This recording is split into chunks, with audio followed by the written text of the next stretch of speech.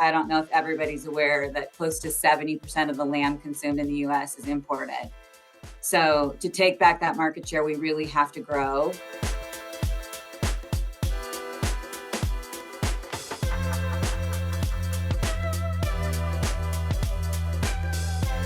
Hello, meat folks. Welcome back to the MeatsPad podcast. It's your hungry and humble host, Phil Bass, back for another week. And, we talk about a number of different animals, different species on this podcast. But one thing that we haven't spent much time on is the sheep world and specifically American-based lamb, American sourced lamb. And so as a result, I've had the opportunity recently through my day job at the University of Idaho to connect with folks at the American Lamb Board. And I have with us Megan Wortman representing the American Lamb Board. And Megan, maybe you can tell folks about your title and a little bit about what is the American Lamb Board. Of course. So I'm the executive director, and we're based in Denver, Colorado. As you can see, a little snow maybe in the background.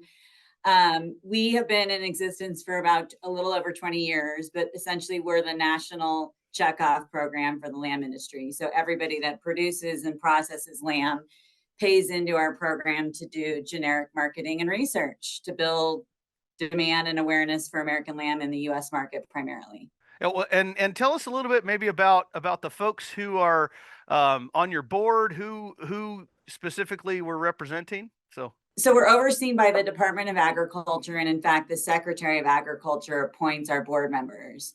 So they're appointed for 3-year terms. They are eligible to serve a second, so you can serve up to 6 years. And it's really important that the board represents the diversity of the industry. So they're very, very thorough with that. So there's large producers, small producers, representatives from all over the country. And we are unique. Unlike the beef checkoff, we actually have the processor side of the industry both paying in and represented on the board as well. So there's 13 board members. And every year USDA is soliciting nominations. So I always take an opportunity to encourage people to think about getting involved. Yeah, definitely. Anybody that's out there that might be raising lambs, raising sheep meat, this is an opportunity to really become an active member, an active participant in trying to drive demand for American lamb, especially. I love lamb. I grew up eating probably more lamb than anything out there, and so I think it's really cool to have an organization that's out there talking about and promoting lamb. And so maybe you could talk a little bit about some of the initiatives that you're currently working on, or maybe might be coming in the future to help promote American lamb. Sure. Of course, we've got kind of our Super Bowl of lamb coming up this weekend with Easter. So yeah. a significant amount of our lamb is consumed around the spring holidays. But what we do is try to keep lamb top of mind and make it more approachable for consumers, chefs, retailers year round. So do a number of things and campaigns. We'll go into summer grilling. We work with a lot of influencers, food bloggers to develop approachable recipes and create how-to videos. So a lot of what we do is culinary education. But one of our biggest campaigns is Lamb Jam. Some people may have heard of Lamb Jam. We had been doing for the past 10 years a series of events in key target markets where chefs were invited and they would compete and cook different lamb dishes. Consumers would buy tickets. We'd engage the local media to be judges. And COVID really shut that down. And events in general have really slowed down. So we're doing a lot more virtually. We've turned Lamb Jam into a dine-around model. So in those same target markets, we're donating lamb, and a number of chefs in those markets are developing new lamb menu items throughout the month of May. And we're driving consumers into those restaurants to vote for their favorite dishes and prizes, et cetera. So Lamb Jam is one of our fun campaigns. But again, we really work hard to keep lamb top of mind year round. Most consumers associate lamb with holidays and are only eating it once or twice a year. So focusing on very approachable year-round applications for lamb. I was just going to mention a little bit about for those who are listening, who may be some of our smaller processors who have multiple species, and including lamb that you sell or process. I think lamb is very well positioned right now with the market. I'm trying to recall some of the folks that you guys were talking about, and I believe it was one of your colleagues talking about the different types of consumers. And what was it like lamb curious versus lamb aficionados. I'm sure I'm Yeah. really messing up the terminology, but maybe talk a little bit about that. Yeah, I mean, but essentially, regardless of the classification or really age demographic, the thing that all lamb lovers have in common is being foodies. Yeah. You know, they love to try adventurous recipes and different flavors. They tend to travel, they tend to cook a lot at home, and they tend to be that friend in a friend group that loves entertaining, and everybody loves coming to their house because they know it's going to be extraordinary food. So we're really targeting foodies in several different generations, whether they're just, you know, curious, the younger generation, or, you know, have young kids at home and don't have a lot of time to cook, creating simple solutions for them, Mhm. to the culinary connoisseurs, which are folks like me that are empty nesters and have a lot of experience cooking, have confidence in the kitchen, and have more time to experiment with lamb. Yeah. So, well, and to that point, you know, like I mentioned, I think lamb is so well positioned right now, with the interests in the foodie world and folks looking maybe to try something different. It's not like it's super extreme. It's not like we're eating shark meat or something here. This is That's something that right. anybody could prepare. We just need to remind them that it is an option. It's a great option, and it's not that difficult. It doesn't have to be challenging, I right? know it's mind-boggling. Our slowest sales period is during the summer, Yeah. which to me is the easiest way to experiment with lamb. You just treat it like a good steak, salt and pepper or whatever, throw it on the grill, no mess in the kitchen. But consumers associate it with roasts and holidays. So we're really trying to bust out of that because you're right. It doesn't have to be intimidating. It doesn't have to be more complicated than other high, you know, quality proteins. But also, we're doing a lot in the space of trying to tell our story about the nutrition profile and the sustainability and how the product is raised. So, two really good things we've got going for us. Our flavor, our unique flavor, it's a great, sexy product with so much potential, but then it's also got this amazing nutrition profile and a fantastic sustainability story. So, doing a lot in that space.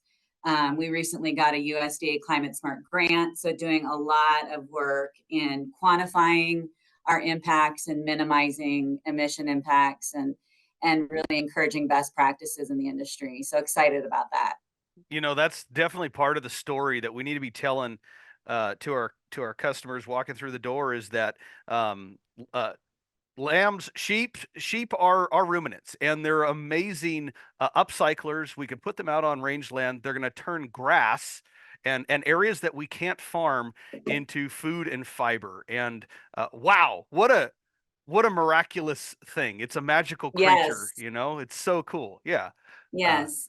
The other thing that's been exploding is contract grazing opportunities. So yeah. solar grazing, grazing in vineyards, using sheep for fire suppression areas. Mhm. So we've actually just hired a full-time staff person to manage grazing workshops and help educate producers because there's more demand than there are producers that know how to take advantage of the contract. So we are hosting workshops to help producers navigate that process and be able Mhm. to take advantage of some of those contract opportunities, which in a volatile land market really helps add some profitability for the producer. So we're really excited about that and should result in some increase in domestic production, which is Mhm. what we really need to be competitive and be able to recapture market share from imports. I don't know if everybody's aware that close to 70% of the lamb consumed in the US is imported.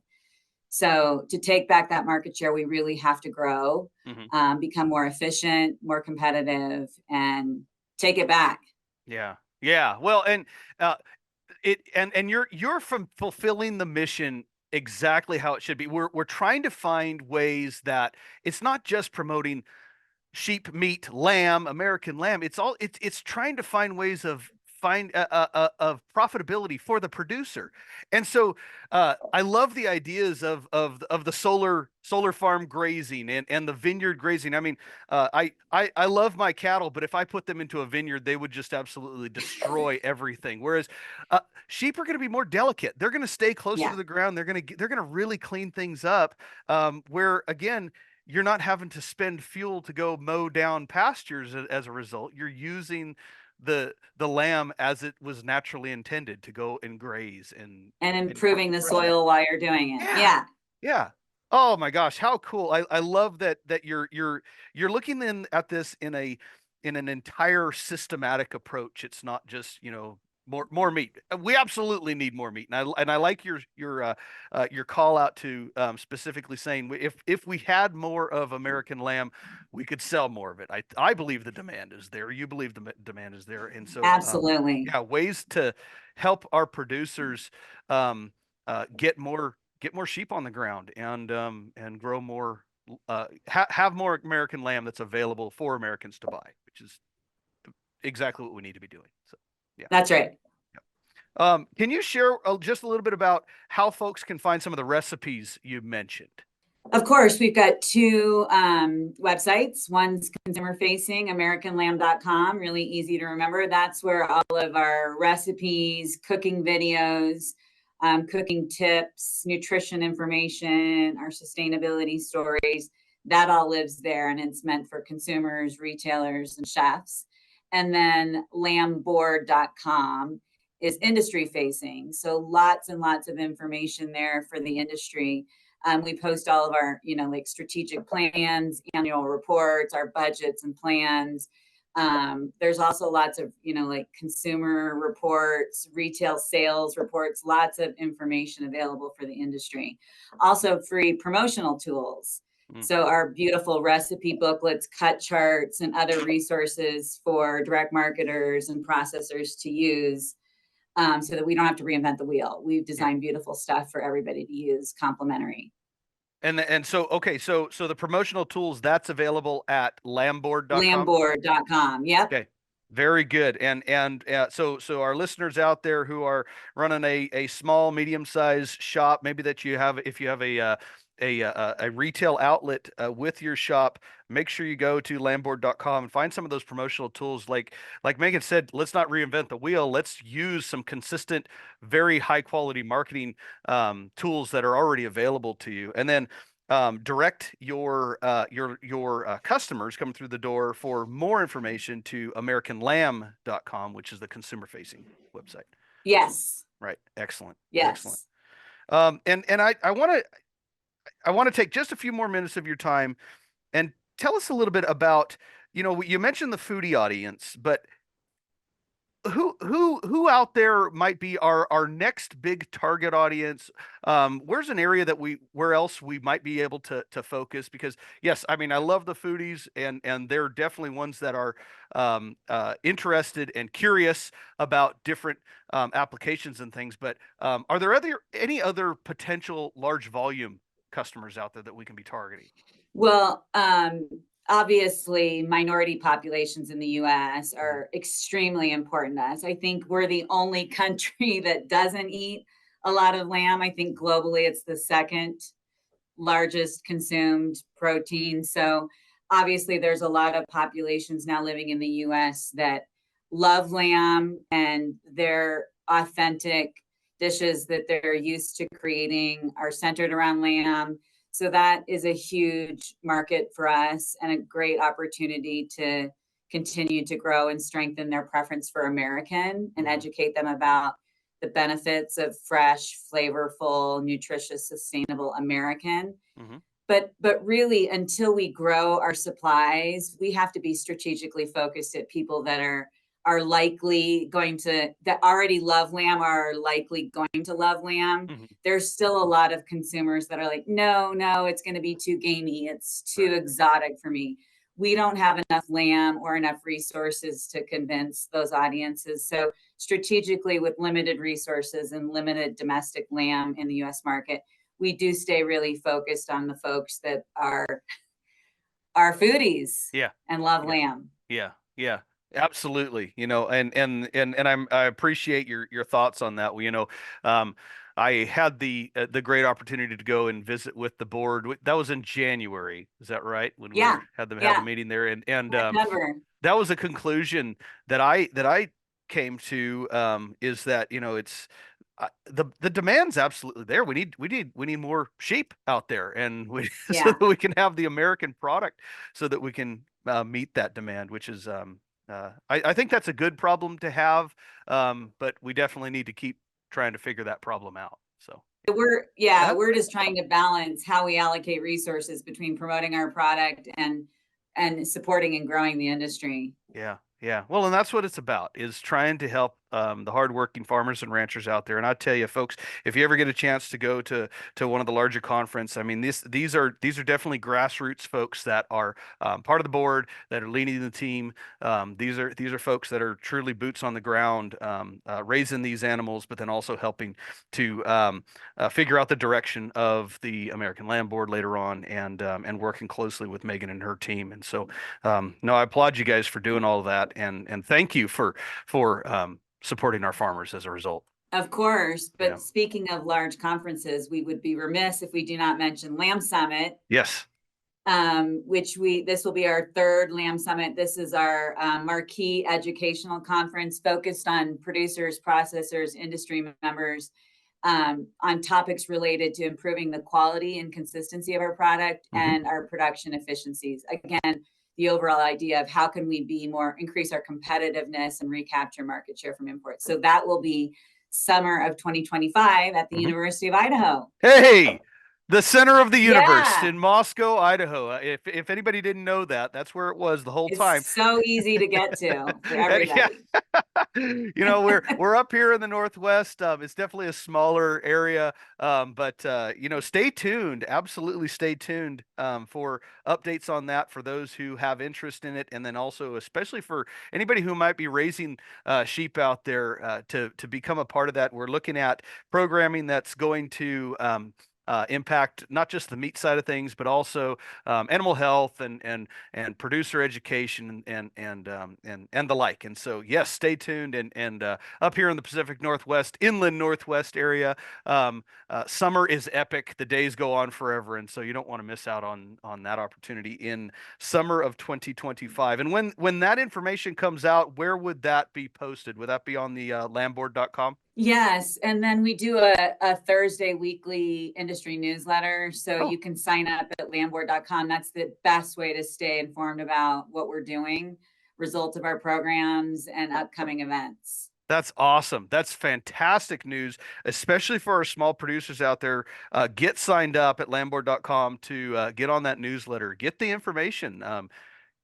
We all need to be continually reminded of things, and especially the lamb opportunities that are out there, and ways to grow demand. And so, no, this is fantastic. Um, we like to wrap things up, Megan.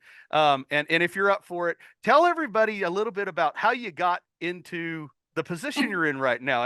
And you briefly mentioned to me over lunch in January, but you kind of have an interesting path to becoming the director of the land board. Yeah, my dream job. So yeah, right out of college, I got a political science degree at Gonzaga. Okay. And I didn't even pick Gonzaga to go far in my bracket. I should have believed in them. They won again. But very interested in politics as a young woman coming out of college, moved straight to DC and enrolled in an executive MBA program right away because DC is full of really smart, interesting, Mhm. amazing people. And I immediately felt humbled and felt I needed more education. So I walked into an employment agency and said, I just need a day job. I'm doing this executive MBA program.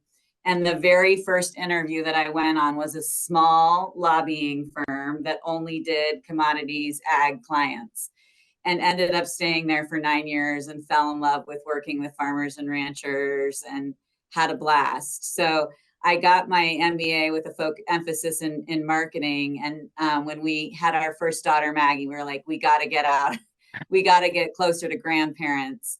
And we ended up I'm from Denver. I'm a city girl, didn't have any kind of an ag background, moving home, and all of my connections were in agriculture. And the land board was just forming, and somebody connected me to them. And here I am, luckily able to use my marketing background. I'm now prohibited from lobbying. Right. But I think that the background in policy and regulation in agriculture was a good background. And certainly we work a lot with the Department of Agriculture and work closely with our trade association. So combination of ag policy and now marketing has been my career path. Folks, you have a sharp, strong, driven leader on the land board here, and I'm assuming your time in DC also made you tough.